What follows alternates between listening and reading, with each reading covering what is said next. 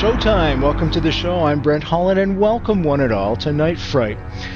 Just let me read something from our guest tonight's book, David Annandale's book. It's called Gethsemane Hall. I command thee, unclean spirit, in the name of the Father, the Son, and the Holy Ghost, that thou come out and depart from. He hesitated. Maintain the ritual's power, he thought. He regrouped. Depart from this world, he said, which our Lord Jesus Christ has vouchsafed to call his holy baptism. Therefore, thou cursed spirit, remember thy sentence, remember thy judgment, remember the day to be at hand, wherein thou shalt burn in fire everlasting, prepared for thee and thy angels. New book tonight, folks. It's called Gethsemane Hall, and our guest tonight is David Annandale. It is a feature film, a horror classic feature film in the waiting. It's going to be scaring the bejesus out of you, the subjects we're going to be talking about tonight. Let me just read this off the back of the book. The skeptics think they know what's going on at Gethsemane Hall. So do the religious. So do the spiritualists.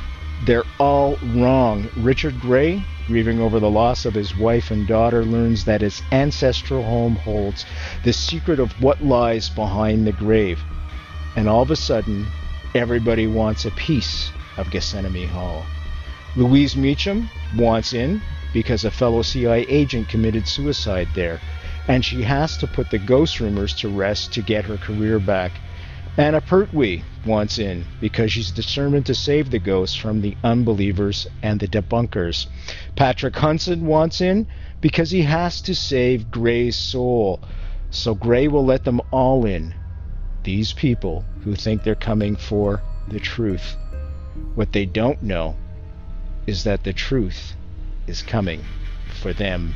Don't go anywhere, folks. This is going to be one creepy show tonight. Strap in and hang on. Here we go.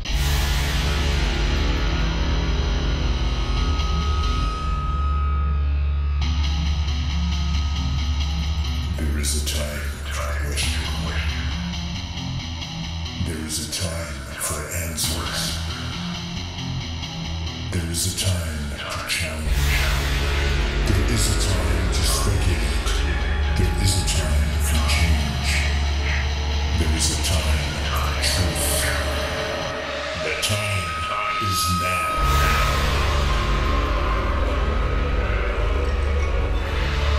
Welcome to Night Fright, your place in the dark for horror and conspiracy.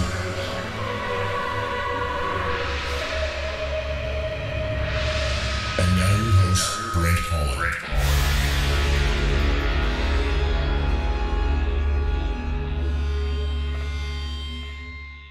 I'm Brent Holland. Welcome to Night Fright. Tonight, folks, a great Canadian author out of Winnipeg, David Annandale. The book is called Gethsemane Hall, and it is a horror film in the waiting. Trust me, folks. This book you will not be able to put down, and now's the perfect time to be reading a book like this. You know, the nights are longer and the days are much, much shorter. The kids are asleep. You're looking for something to do at night after studying all night. If you're a student, pick up this book. You won't be able to sleep, guaranteed. I want to welcome David to the show for the very first time. David, thank you for joining us tonight all the way from Winnipeg, and thank you for this great book. It scared the... It's a classic haunted house story, and thank God I am so fed up of stories that just, you know, exploit CGI and everything else and gratuitous violence. This is a classic, wonderful ride. Great writing, my friend. Well, thank you very much, and thanks for having me on the show. My pleasure. Let's start off right away, shall we? Is evil real? Well, define evil. If we're talking about a kind of supernatural evil, the sort of thing that I'm writing about in a horror novel, as far as I'm concerned, no, it's not. Is human evil a real thing? Well, the available evidence suggests that it is. Can you give some examples for the first part that you were talking about in the book? Well, demons, ghosts, minotaurs, Cthulhu, whatever you want to conjure up. No, the products of our nightmares, the kinds of things that give us so much fun parading around Cabin in the Woods, which I just finished watching again. No, they're the products of our imagination. They're the boogeymen that give us a lot of pleasure, and I'm hoping if I can deploy them properly, people a few sleepless nights as well. A few sleepless nights indeed. What was the inception for you? What was the catalyst to write a book of this nature? Well, I've written horror fiction most of my life. This is my first horror novel. My first three novels were thrillers. This was my chance to finally get a horror novel out there. So the love of the horror genre has always been there. But this particular book, I always wanted to write a haunted house novel. I loved the traditional structure. You get the investigators together, you get them in the house, and then all the bad stuff starts happening. And then, of course, you have to figure out a good reason for them to stay in the house and not run away, as any sensible person would. But The Haunting of Hill House, The Shining, that's not investigators, but I think it's one of the great haunted house novels. All of these stories, they've given me so much pleasure over the years. I wanted to write one of my own. And years ago, I think I was on a plane to Edmonton, actually, and I can remember thinking, I think I was reading another haunted house book, and there were the investigators and there were the skeptics and the religious, and I wondered, well, what if they were both wrong? What if everyone who thought they knew what the story was completely wrong? And I liked that idea very much, but then I had to decide, okay, so if they're all wrong, what is actually going on here? Let's talk a little bit about some of the characters that you've conjured up. By the way, folks, our guest tonight, David Annandale. The book is called Gethsemane Hall, and it's a great, great ride for you. It's a horror in the classic sense of a horror, as I say at the outset of the show. It is definitely a horror film waiting to be made. www.nightfrightshow.com. Just click on tonight's guest book cover. That's going to take you right to a spot where you can order the book from the comfort of your own home. Let's start off with a few of the characters, shall we? Louise Meacham. Yeah. She was, perhaps not the usual sort of figure for this kind of a novel. And she actually has traces in my other work, the Jen Blaylock series of thrillers. At the end of the second book, Cornucopia, Louise Meacham shows up very briefly at the end. And when I was... Let me back up here for a moment. The Jen Blaylock books I've often thought of as thrillers with the heart of horror. So when I turned to do a horror novel, I had some fun bringing in traces of the thriller. And so in her, a CIA agent of years and years of experience, a kind of sort of middle management figure, somebody who, I think, as I say at one point, she's seen it all and wasn't impressed the first time.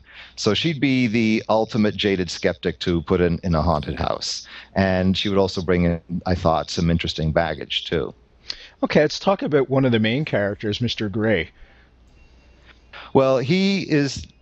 Yeah, I think he and Meacham kind of trade off as the protagonists, and I was hoping the audience would perhaps their sympathies would go back and forth between the two.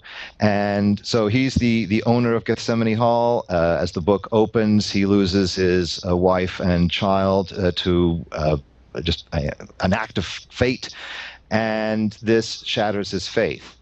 So when he brings all these people into Gethsemane Hall, on the one hand, he's looking for the truth, right? He has been given evidence that there is something after death, but it's not necessarily a nice thing.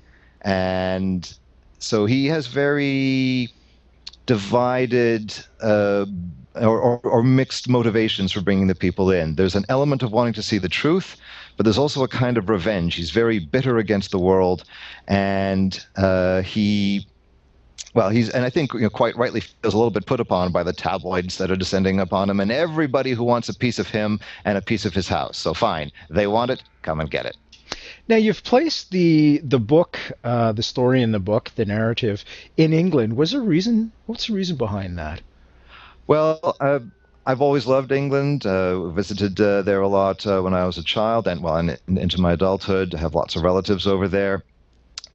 And I've always loved the atmosphere there. Some of my most treasured memories of reading horror novels have been there, and so the book is partly my tribute, my love letter to England. If I wanted a really big old house, well, that made more sense than Winnipeg. I could get a few more centuries on the thing. And so the locations there are based on places that inspired me, that were important to me in my childhood. Gethsemane Hall itself is modeled on Ita Moat. The Chislehurst Caves make an appearance in here too. I fool around with the geography, but there's I think the people who would know the same areas would recognize some of the places as they show up in there. You touched on the caves. For those that are unaware, can you speak a little bit about those caves? The real ones? Yes. They are essentially, well, though there's some natural formations in them, if my memory serves, they're largely artificial. They were tunneled out. They're mining works that go way back. Now, I've seen some conflicting information on how old precisely they are, but there is some talk anyway that we go back to the Druids, and they've been in constant use ever since. During the Second World War, they were used as bomb shelters, and actually kind of people lived in there for considerable periods of time, and they have the usual associations of ancient human sacrifice go back far enough away, and there's supposedly ghosts in there, and there's a dark lake and all kinds of wonderful stuff. So they lent themselves to my remodeling for my nefarious purposes. Folks, David Annandale's with us tonight, a writer from Canadian writer, folks, from Winnipeg, Canada. And the book is called Gethsemane Hall. Gethsemane? Gethsemane. I'm defining. Yeah, it's a tongue twister. Yeah. There you go, folks. Easy way to get the book, as always, folks, with every guest on our show, www.nightfrightshow.com. Click on tonight's guest book cover. It's going to take you right to a spot where you can order the book from the comfort of your own home. Now, this is a great book, folks. It is, in the traditional sense, the classic sense of a haunted house, but I got to tell you, I'm not going to give the ending away, but man, you won't be disappointed. Just when, as David had alluded to in the beginning of this show, just when you think you've got everything figured out, David wonderfully and masterfully goes in 180 degrees exactly in the opposite direction. And it's a wonderful, wonderful, wonderful book. Great ride, folks, in the classic horror sense. Leave the lights on, of course, and lock the doors when you're reading this book. David, let's talk some more about some of the characters. Now, the fella that I had quoted at the beginning of the show when he was giving the text from the Catholic Church, the Church of England, his name is Hudson. Can we speak a little bit about him and why you brought that character into the mix? Well, he represents the more, I suppose, a mainstream or a fairly traditional kind of religion. He's in the slightly awkward position of having to perform an exorcism when A, he's not actually a priest himself, and B, since he's coming from the Anglican Church, they don't have the same kind of established exorcism rite that the Catholics do. So there is kind of one. Managed to dig that up, but it doesn't have quite the same oomph, I should say. So that puts him at a bit of a disadvantage when everything hits the fan and he has to dig it out. But the role I wanted him to play was as someone who, well, he's if we have the characters breaking down along different ideological or kinds of belief, with, say, Jack Crawford as or Louise Meacham as the pure skeptics, then we have a couple of believers as well. And in the case of Hudson, it's a belief in a fairly standard or mainstream Christian worldview. And I wanted him to also to be. I didn't want any straw men in the book or any easy caricatures, and so I was hoping that he would be a very sympathetic figure, and if I could have sort of the sympathy moving between enough of the characters, the readers wouldn't know where I was going to jump next, which one of these people was right, or which one was the least far from the truth. You touched on Jack Crawford. We got to talk about him too now. We got to introduce him to the folks that are watching. So yeah, he's the debunker. Well, actually, there's a couple of debunkers, but he's the scientific debunker, and he is the nemesis of all ghost hunters out there because he is. I mean, he'll go to the places that are. It looks like have locked down reputations of being absolutely for sure haunted. The evidence is rock solid, and they'll show nope.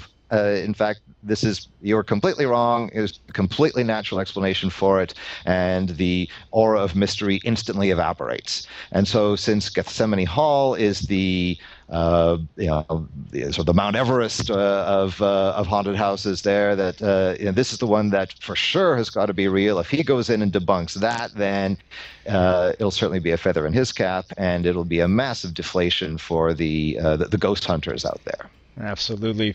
Let's talk a little bit about the little town that resides just outside of Gethsemane. Now you've got me going. I'm sorry. Gethsemane Hall. It's called Roseminster. Now, yeah. I'm in Kingston right now, and Kingston's a small city, and I'm going to use the word city. It is not a town, but it dates back to I would imagine the early 1800s, late 1700s, and there's lots of little pubs and things of that nature that one could imagine in the downtown, oldest part, downtown center of Kingston that could really fit this bill. Why did you place it in such close proximity to Gethsemane Hall?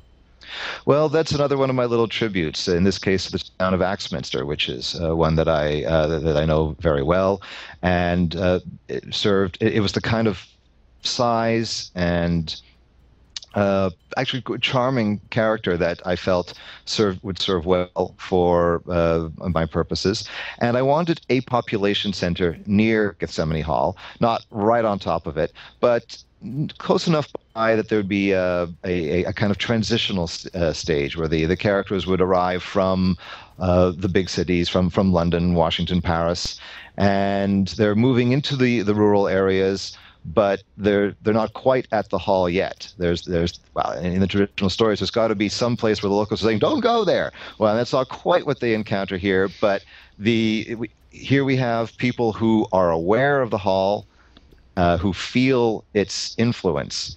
And so this allowed me to expand the story a little bit more to show the effect of how the hall is reaching out from beyond its grounds and affecting the people in the nearby vicinity.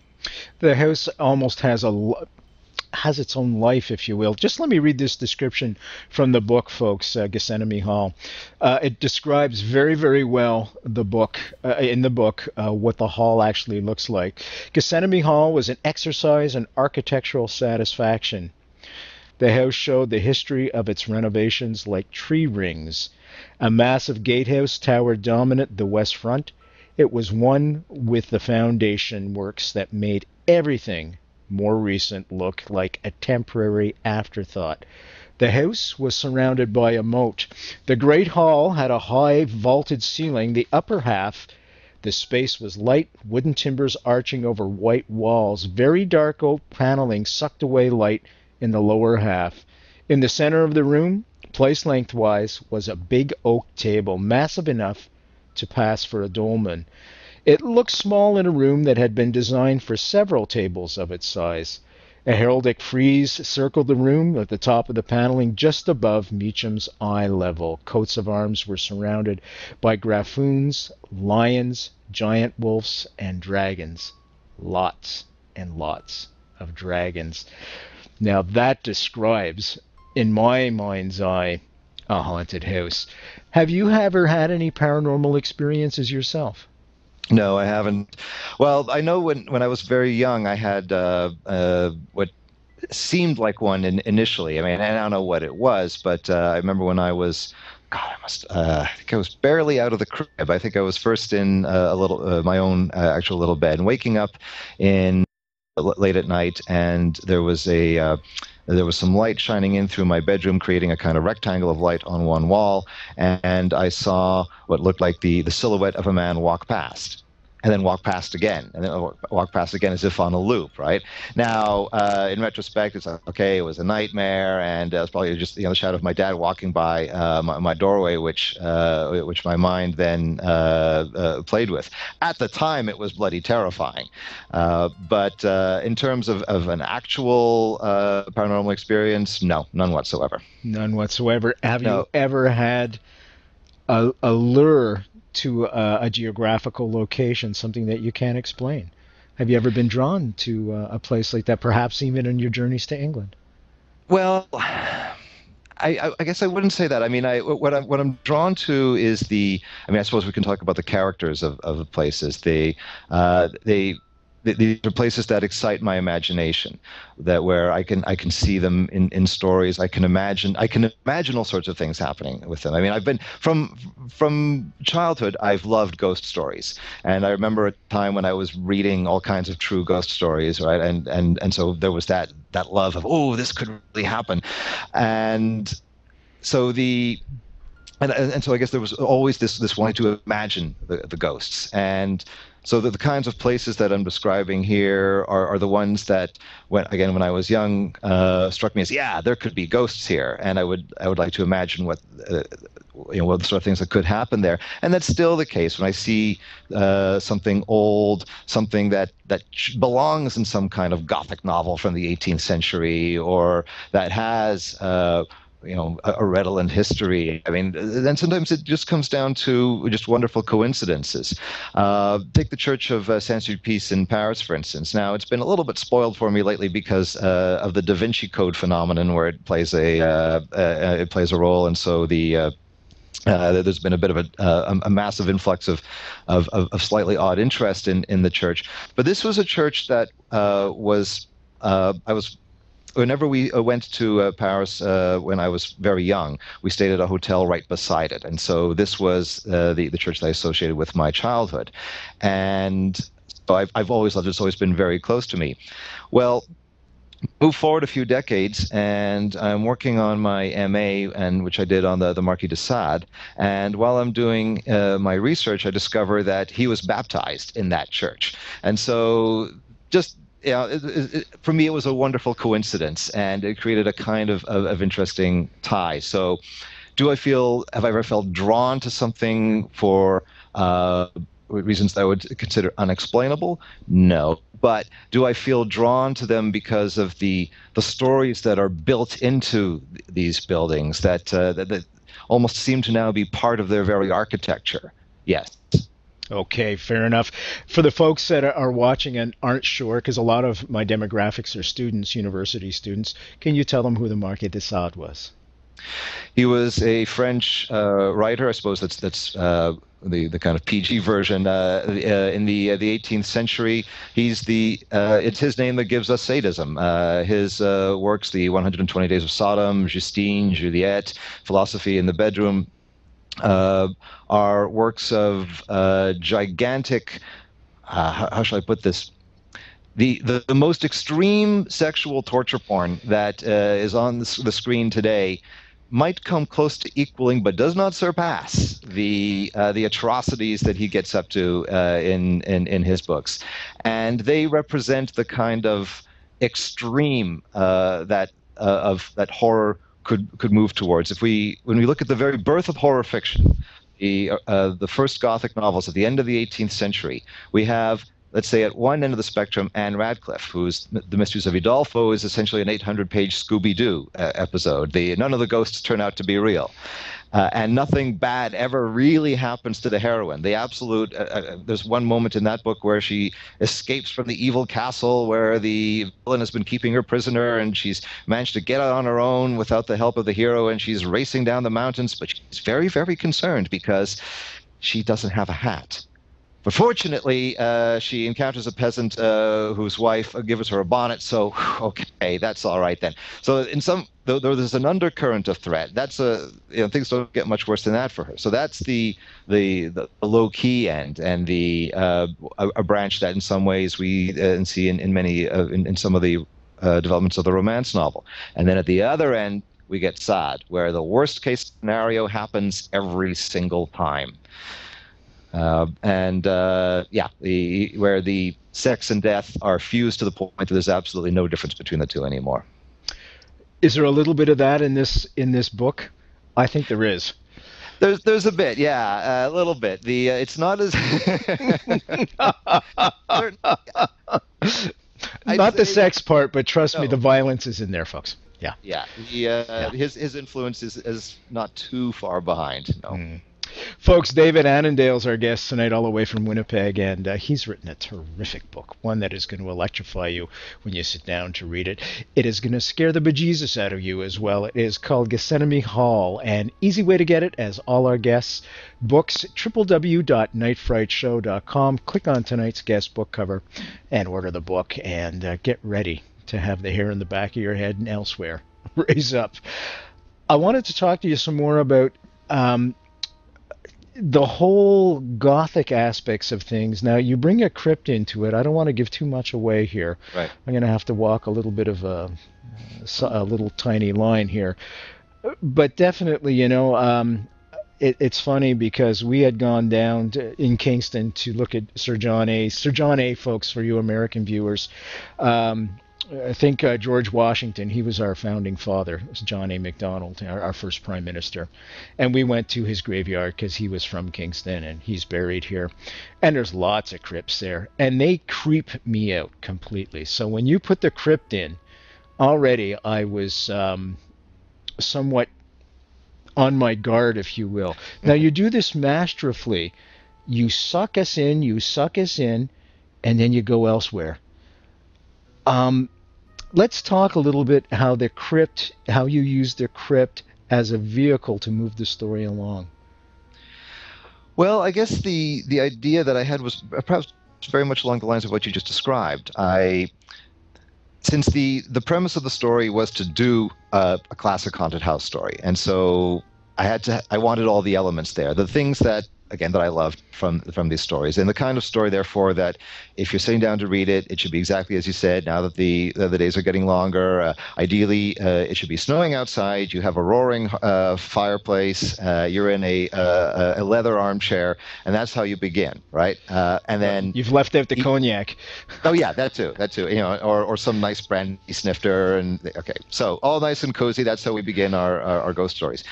But where I'd like you to wind up is in bed, the only one awake in the house. It's 3 a.m. Every sound you hear now means something bad, and it's not as cozy anymore. So the first half of that scenario is where I want all the familiar, the cozy elements come in. The investigators, the house that it should look like a haunted house. And if I've got a haunted house, I have to have a crypt, right? I can't not have a crypt. So okay, here comes the crypt.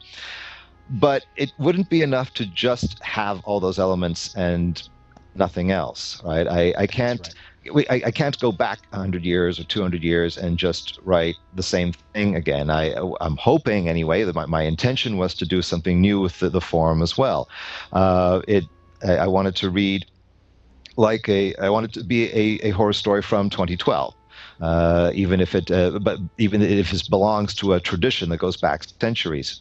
So once I bring in the crypt, then I had to say, okay, now what can I do that's going to take the reader somewhere where they perhaps haven't been before, and maybe they don't want to go, but hopefully by this point they're strapped in and they don't have any choice. What are the elements of the crypt that creep you out? I want to get into why, because to me in the book it's very symbolic. And I'd like you to explain a little bit. I don't know if you feel the same way, but I'd like you to explain a little bit why I use that as symbolism, to use a crypt. There's other vehicles you could have used, perhaps. Off the top of my head, I can't think of one. But the idea of using a stone crypt, this thing that hides the dead, possesses the dead. Well, it's also it's the darkest, it's the oldest part of the house. And there is certainly a tradition in Gothic literature of looking at the ancient castles and the catacombs and so forth as a kind of symbol for the unconscious. The main character's psyche is in some way being revealed by the architecture. That there's an expressionist element here, and so I suppose again I'm being careful not to get into spoilers here, but. Given what has happened to Gray and his relationship with the house, there's an unveiling that's constantly going on in the book of the characters and of the house, right? So we peel away the layers of the house, get closer and closer to the truth of the house, and at the same time we're getting closer and closer to the truth of the characters too, right? And at least for Gray, the crypt becomes the heart of the disturbance, both his own emotional and psychological disturbance, as well as the physical or the metaphysical, supernatural presence in the house as well. Folks, our guest tonight, David Annandale. The book is called Gethsemane Hall. www.nightfrightshow.com. Click on tonight's guest book cover. Order this book. You will not be disappointed. And as I said, I've read the book, and I'm not giving the ending away, but trust me, you will never suspect what is going to happen at the end. And the suspense is all the way through the book. It is a classic horror tale. This, folks, is a horror film in the waiting. Trust me. This is a classic horror film with all the twists. I have to give you kudos because, as you mentioned, you put all the classic elements in it, but yet you lend your own voice to these elements. And that's not something that's easily done. And I have to give you full kudos for that in your imagination. What fuels your writing? What sparks your imagination? Oh gosh, it's a good question, and thank you, by the way, for the kind words. It's nice to know that the book did what I was hoping it would. I don't know. What sparks my imagination can be any number of things. And I guess it depends a little bit on the genre I'm writing in. So the Blaylock books, there'll often be something in current events that will spark and it's like, oh, okay, this is something that I could then, what's the worst that could happen here, or what if I introduce my rogue warrior into this? What could she do to mess things up? In the case of there's a more, I suppose, direct real world thing. In the case of the horror. Or the fantastic generally, we get more into the realms of what it means to be human, our great fears, what does life mean, what does death mean, what does sex mean, what do all three of them mean, all this sort of stuff, because if we're looking at horror, science fiction, fantasy, these are at least very often when we're talking specifically about the fantastic. All right, so all these things are impossible. They're got unicorns or dragons or whatever, or werewolves running around. So okay, we almost instantly get into the realm of the metaphorical, of dreamlike. What do these things represent? I mean, and so they become ways of addressing these big questions. And in Gethsemane Hall, it was to a large degree the idea of belief and truth that I found myself exploring. What is right? And again, that first question I came back to, what if all of these people are wrong? And I tried to make life difficult for myself by having somebody from every sort of major position, so that I couldn't say, okay, if you're wrong, you're right. No, they all have to be wrong somehow. So that becomes a bit of a challenge for me. But again, David, I want to give you kudos here because all of the characters are three-dimensional. There's no cardboard wooden characters here, and that is something that's a unique talent, I feel, as a writer. And I want to come back to what sparked the idea for the story. Was there, you said you wanted to write a classic Gothic horror story. What sparked that idea to write a horror story? Did you grow up? You grew up watching movies? Was there you had mentioned the Hell House movie, which I grew up watching. It scared the heck out of me. Well, I have a very long relationship with horror. When I was very young, I was scared of. I didn't want to watch anything that was scary. I remember being traumatized by a cartoon adaptation of Frankenstein, and you might think, okay, yeah, Frankenstein, right? Maybe it would be scary, but it starred Mr. Magoo, right? So it shouldn't have been that scary. I remember that. Or the Warner Brothers cartoon with with the Sylvester and Tweety gets the Dr. Jekyll and Mr. Hyde formula and turns into the monster bird. That too freaked me out. At the same time, I was always drawing monsters. I was fascinated by them, and any boy from the age of 4 on, I was obsessed with dinosaurs. And so that was dinosaurs turned into a bit of the gateway drug here. And of course I had I'm not sure this is still the case now, but I'm betting that just about everyone my age, older, and maybe to a little bit younger has a Disney trauma lurking somewhere in their background, right? Sleepy Hollow. There you go. Yeah, that's a good one. Yeah. Oh, yeah, I remember hiding behind the couch for that. My worst one was the Night on Bald Mountain sequence in Fantasia. So we are maybe terrified by these things as children, but then we also have treasured memories of these fears. And when I was in grade 3, I was going through Zeller's and I saw this book that had the picture of the Frankenstein monster and the Phantom of the Opera on it. And it was Dennis Gifford's A Pictorial History of Horror Movies. And I opened it up to a page that had a picture of the biggest dinosaur I had ever seen, and he was eating a train. And this, of course, was Godzilla. And just, what is this? Got the book. There were pictures in there that scared the hell out of me. But before long, I was reading the whole book, not just the Godzilla stuff, and becoming fascinated with horror movies. And then I was reading ghost stories around the same time, and I was hooked, right? That was so. Really, from I was still in my single digits of age that horror sank its claws into me and never let go.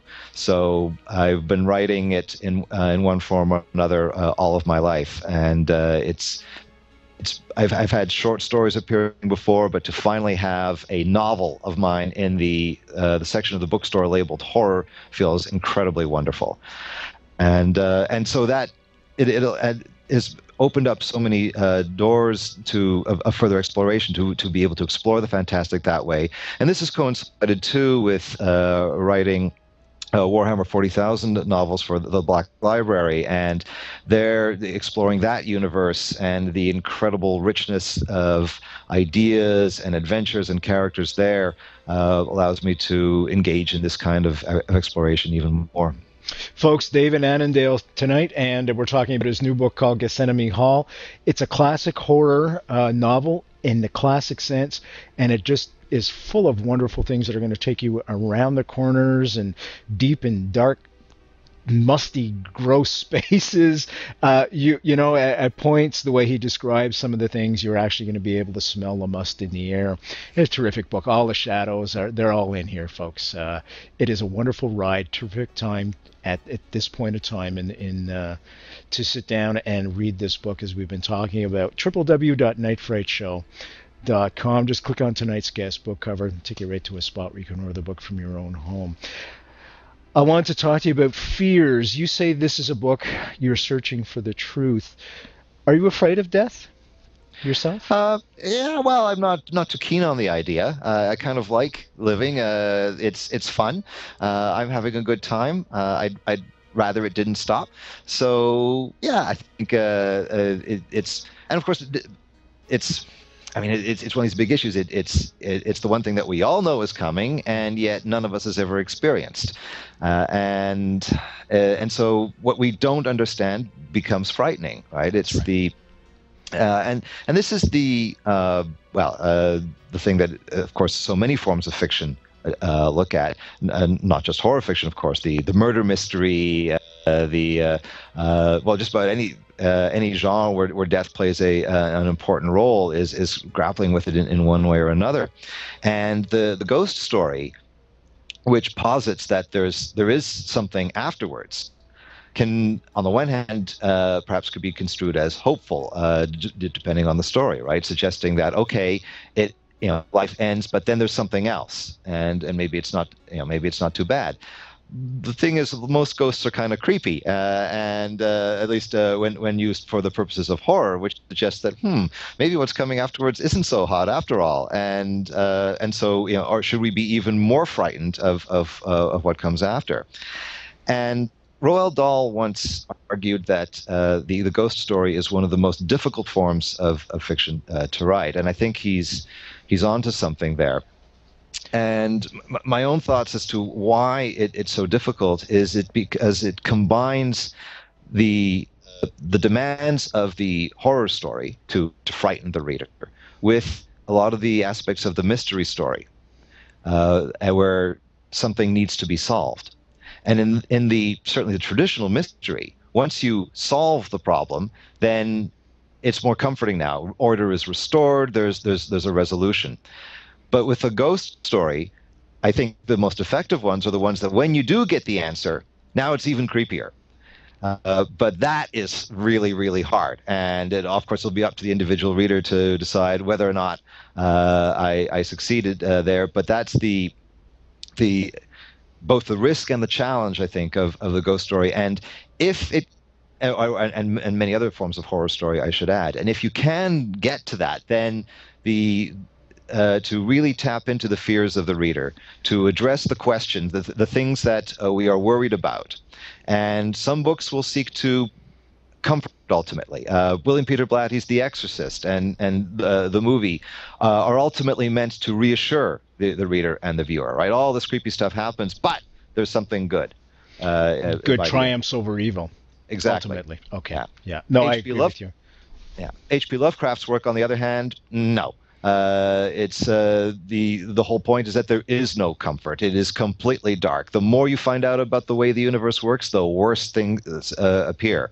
Holding up a crucifix in front of Cthulhu, you might as well be holding up a toothbrush. It doesn't mean anything. It's not going to do you any good.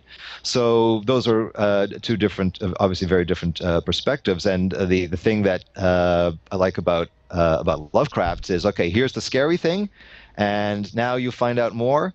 And it's not reassuring now, is it? It's aren't you sorry you asked? Be careful what you ask for. You might be answered. You might be answered. And that's exactly what's in this book, folks. You are going to love this book. Gethsemane Hall, our guest tonight, David Annandale.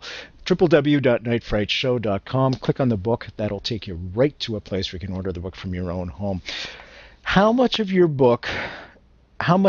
book do you put yourself into? Do you ever scare? I guess what I'm trying to ask is, do you ever scare yourself writing the book and say, no, I'm going to hold back from that because I've touched on something really deep internally inside my own fears?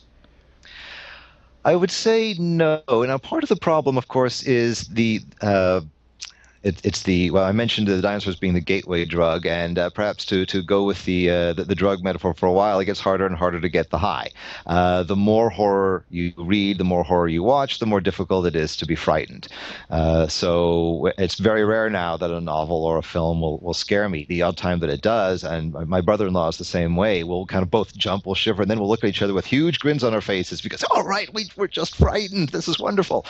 But the rest of the time, we're having to get it vicariously. I remember going to see Insidious and hearing a woman sobbing in fear a couple of rows back, and I thought, oh, okay, yeah, this movie is really doing the business.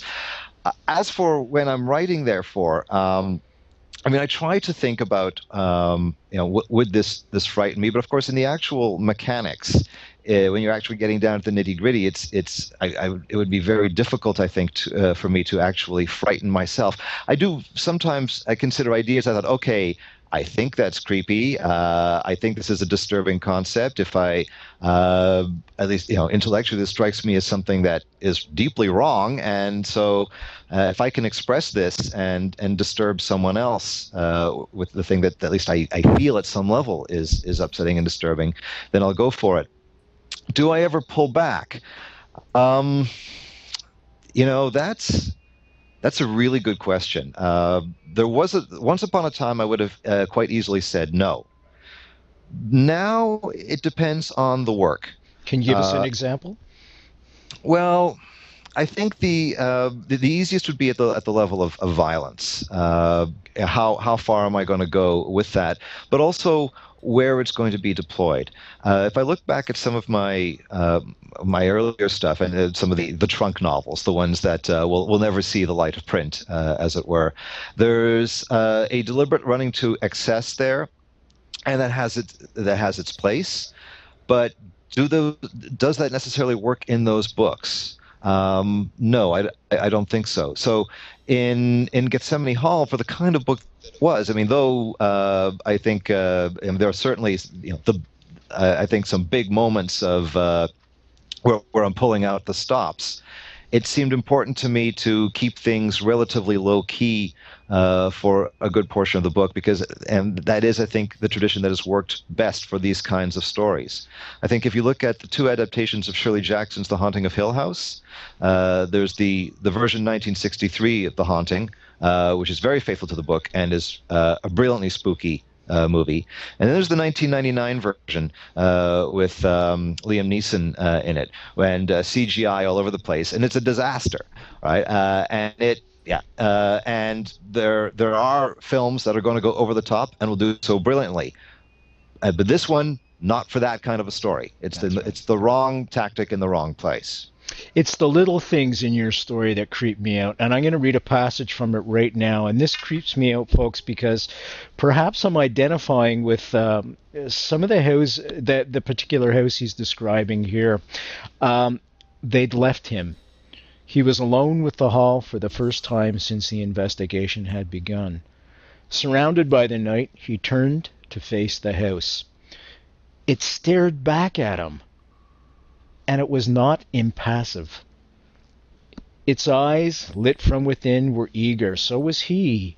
He was charged up for a fight. He could feel a tension thrum of victory, even if he didn't know why. He was winning a war. The hall tugged at him. "Come back inside," it said. "In due course," he told it. "Now," it insisted. It reached out for him. And I'm going to stop right there.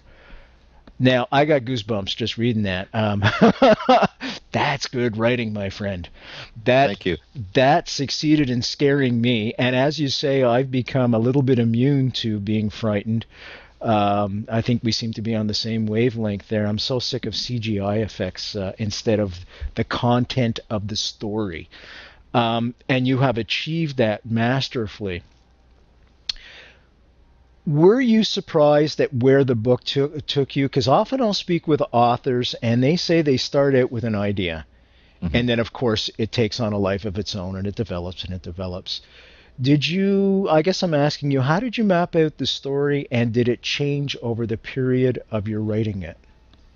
There were some changes, but I started I used to be a bit more of a seat of the pants writer. In my the first few novel-length manuscripts that I wrote, I had the basic premise. I'd set out and see where it took me. But after my first published novel, Crown Fire, from Cornucopia onwards, I have worked from pretty detailed outlines.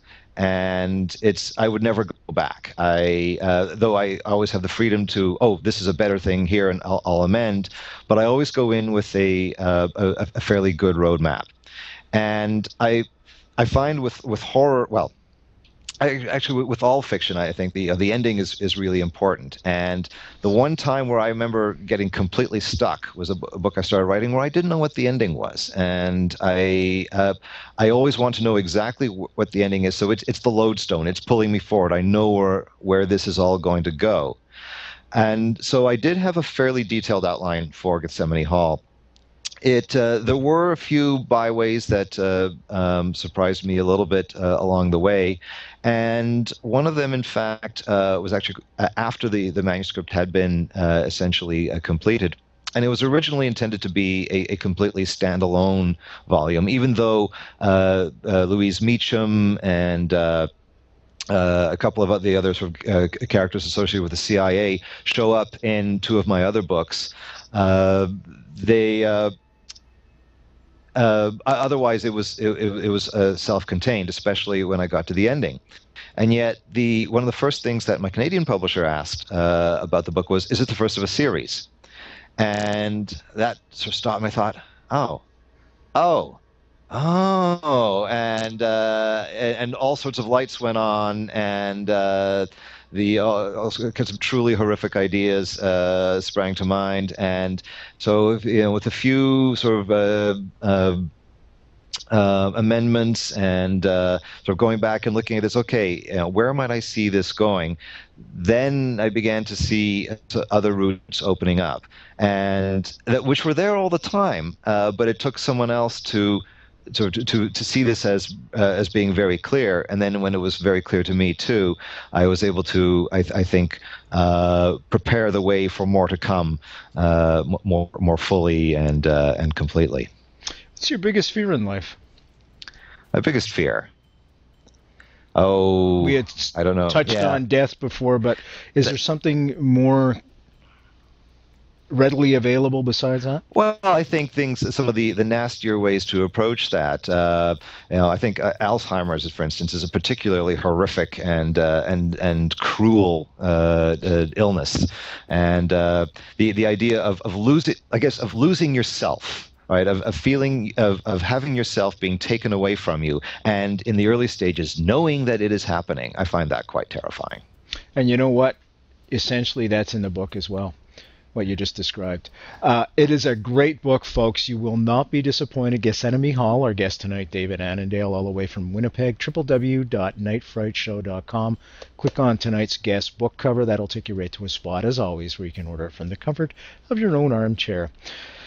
Horror is a wonderful genre. It allows us to suspend reality for a while and go in a different direction and evoke all these emotions, and also contemplate, I would say in my case, especially with your book, contemplate the unknown, the thing that's hiding under the bed, if you will. I don't know, maybe it touches on some kind of primordial instinct in all of us, where we have to survive. And do you feel much along the same way? Well, I think, primordial. I mean, this desire to frighten ourselves is one that seems to be deeply rooted in our species, and yet it's also one that we're constantly analyzing. As Stephen King has asked in his nonfiction book, Dance Macabre, why do we pay good money to be made acutely uncomfortable? Right? Why do we do this to ourselves? Especially when you see people who really are very frightened by these books or these movies, and yet go to them. And so many people have tried to answer this question, why we do this, and there are all sorts of, I think, intriguing possibilities. One, I think along the lines of a little bit of what you were suggesting there was Noel Carroll's, that it's a curiosity is part of it, and this has come up. Some other practitioners and of horror and theorists have suggested this too. It's a way of looking at the things that we don't understand, and maybe trying to understand them, or exploring the things we are nervous about, but it's still a little bit safe because the thing isn't really going to reach out of the screen and grab us. And I think there's a lot of merit to that, but it's not enough, because we get to explore these ideas, but what that leaves aside is the fact that we also went saying, scare me to death. Right. So, yes, we're curious, but we also want to be frightened. Right. The being afraid, it's not a byproduct. It's not something that we put up with in order to get to these other issues. We want to be frightened. And why do we want to do that? I don't know that I have a really good answer for that. I know that I love it, and I love doing it to people, and I love it when people do it to me on the screen or in the book, not actually bursting through my door or anything like that. So it's strange, it's perplexing, and I think that's part of the appeal of the genre. That there's a mystery to it. Every field has its own mysteries, its own wonderful complexities. But comedy, for instance, which is very closely related to horror, any horror that's bad enough can turn into a comedy. Unfortunately, a comedy that's bad enough doesn't become a horror film. But you can't have everything. And Dennis Gifford has said that the scream of fear and the scream of laughter are very closely connected. But just looking at comedy for a moment, and all right, we laugh, we feel good. Okay, that makes sense. We can see why we want to do that. And often to look at some of the same topics, but makes them less scary. All right. But now we look at this other form that seeks to make it more scary, and we still want to do that. And the fact that we have all these answers for them, none of them, it seem to me, are 100%. We're going to keep looking for answers, and I bet we'll never come up with a completely satisfactory one, is one of the things I love about the field. It's funny, and I agree with you wholeheartedly. One of the things that always surprises me when I hear paranormal stories, doing this show, I hear them from right around the world, and people send in letters and stories, etc., of experiences. It is a commonality. It is part of the human condition that every culture shares. And I often say with some sincerity that if it takes people sitting around a campfire telling their ghost stories to get us to stop from shooting each other's asses, so be it, because nothing else has worked. So, I'll second that. David Annandale has been our guest tonight, folks. I want to thank you for a great book and for coming on the show tonight. Oh, thank you so much. It's been great. It really has been for myself, too. Please do come back anytime and keep me posted on any new books or any new things that are happening. And I'm going to reiterate, as you all know, folks, I compose music for NASA and ABC and all those guys. And when the book is optioned for a horror film, I want first dibs on the music, my friend. Absolutely. Thank you. I'm Brent Holland from Night Fright. Thank you all for joining us. www.nightfrightshow.com. The book, Gethsemane Hall, the author, David Annandale. Just order it. You're not going to be disappointed. The ending is worth the price of admission. Trust me. I'm Brent Holland from Night Fright. See you all next time.